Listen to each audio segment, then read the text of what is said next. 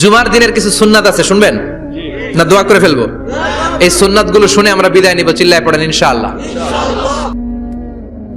জুমার দিনের প্রথম সুন্নত হচ্ছে জুমার দিনের ফজরের নামাজটা জামাতে পড়া। সবাই কয় খাইছে, হুজুরে ধরছে জায়গা মতো, আসল জায়গায়। জুমার নামাজের প্রথম সুন্নত হচ্ছে ফজরের নামাজটা কি পড়া? জামাতে। আফদালুস সালাওয়াত ইনদাল্লাহি সালাতুল ফাজরি ফি ইয়াউমিল জুমআতি ফি জামাআ। বিশ্বনবী বললেন জুমার নামাজের 15টা সুন্নত মুখস্থ রাখতে হবে। 1 নাম্বার সুন্নত ফজরের সালাত জামাতে পড়তে হবে।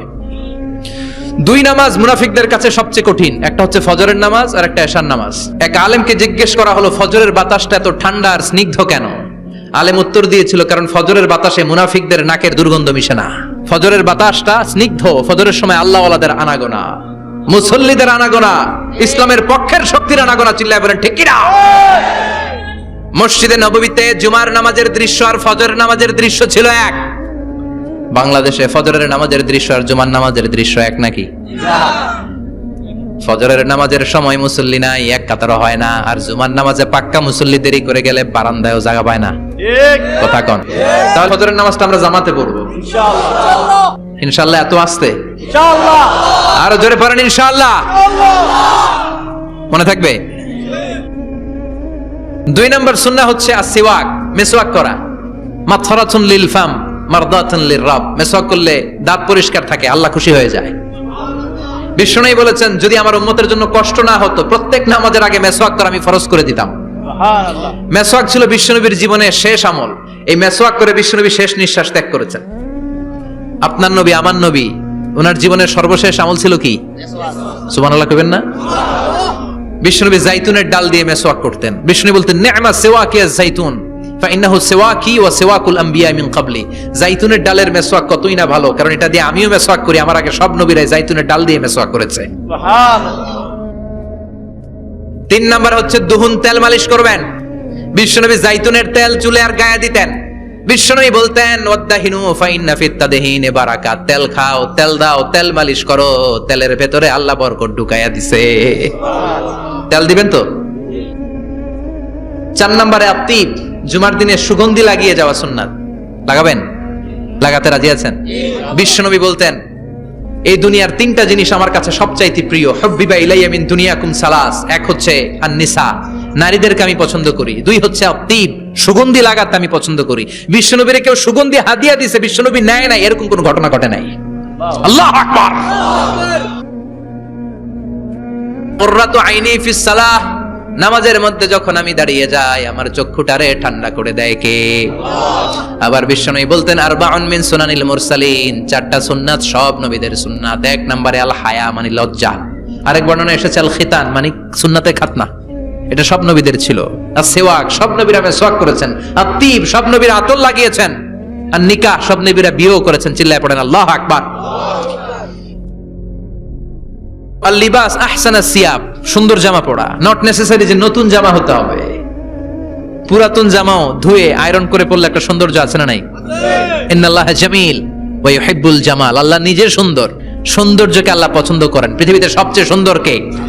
পৃথিবী সুন্দর, মানুষ সুন্দর, আসমান সুন্দর, জমিন সুন্দর, সুন্দরে সুন্দরে পাল্লা। জানি না কত সুন্দর তুমি আল্লাহ, জানি না কত সুন্দর তুমি আল্লাহ। সুবহানাল্লাহ পড়েন। ইন্নাল্লাহা ইউহিব্বু আইয়ারা আসারা নি'মাতিহি আলা আবদিহি। আল্লাহ তার বান্দার উপর তার নেয়ামতের ছিটেফোঁটা দেখতে চান। আপনি যদি ধনী হন দামি জামা পরবেন, সুন্দর জামা পরবেন। অনেকে আছে অনেক ধনী কিপটুসের মতো সিরা জামা পরে, আছে না নাই? আপনি ধনী মানুষ, আপনি সিরা জামা পরছেন কেন? আপনার যে সম্পদ আছে এটার বহিঃপ্রকাশ আল্লাহ দেখতে পছন্দ করে। আপনাকে যে আল্লাহ কি নাজ নেয়ামত দিয়েছে, অহংকার ছাড়া স্বাভাবিক বহিঃপ্রকাশটা আল্লাহ দেখতে পছন্দ করে। কোন সুবহানাল্লাহ।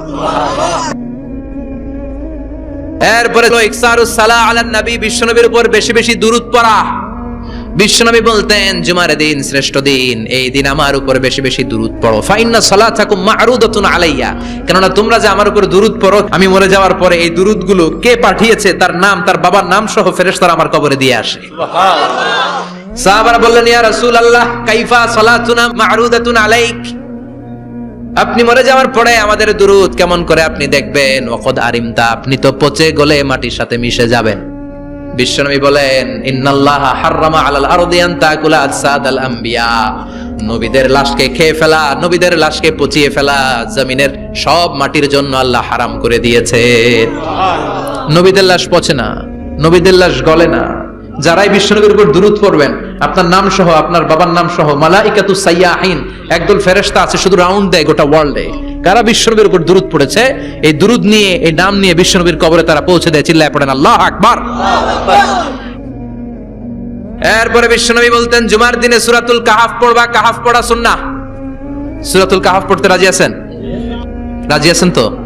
18 নম্বর সূরা, কোরআনের একেবারে মাঝখানের সূরা। আলহামদুলিল্লাহিল্লাযী আনজালা আলা আবদিহিল কিতাবা ওয়া লাম ইয়াজআল লাহু ইওয়াজা, এই আয়াত দিয়ে শুরু হয়েছে, শেষ করা হয়েছে ফামান কানা ইয়ারজু লিকা রাব্বিহি ফালইআমাল আমালান সালিহা ওয়া লা ইউশরিক বিইবাদাতি রাব্বিহি। আর মাঝখানে আছে ওয়ালিয়াতালাত্তাফ। হাফেজ সাহেবরা উত্তর দাও, মাঝখানে আছে কি? কথা কোন? ওয়ালিয়াতালাত্তাফ একটা শব্দ আছে সূরা কাহাফের মাঝখানে। কোরআনের সব জায়গায় এক ফন্টে আয়াতগুলো লেখা, কিন্তু ওয়ালিয়াতালাত্তাফ মোটা করে লেখা আছে না? ডবল ফন্টে লেখা, মোটা, কারণ এটা কোরআনের একেবারে মাঝখানে অবস্থিত এই শব্দটা ওয়ালিয়াতালাত্তাফ।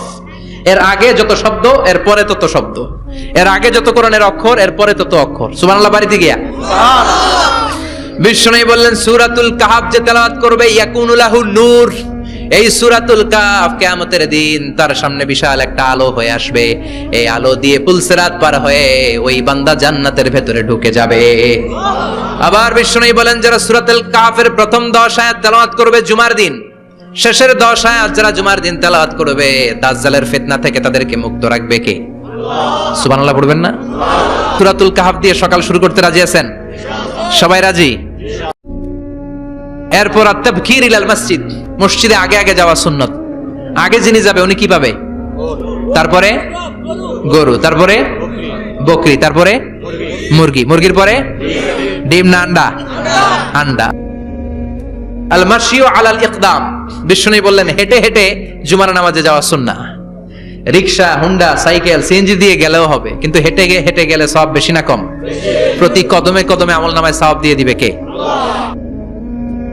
এরপরে বিশ্বনবী বললেন, আদামু তাখাত্তি রিকাবান নাস, মানুষের ঘাড় ডিঙ্গিয়ে সামনে না যাওয়া সুন্নাহ।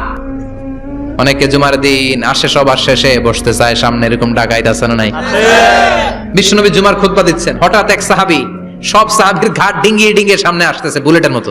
বিশ্বনবী বললেন, থামো, এজেলেস, বসো মিয়া, ফাকাদ আযাইতা ওয়া আনাইতা, আসছো দেরি করে আবার মুসল্লিদেরকে কষ্ট দিচ্ছ।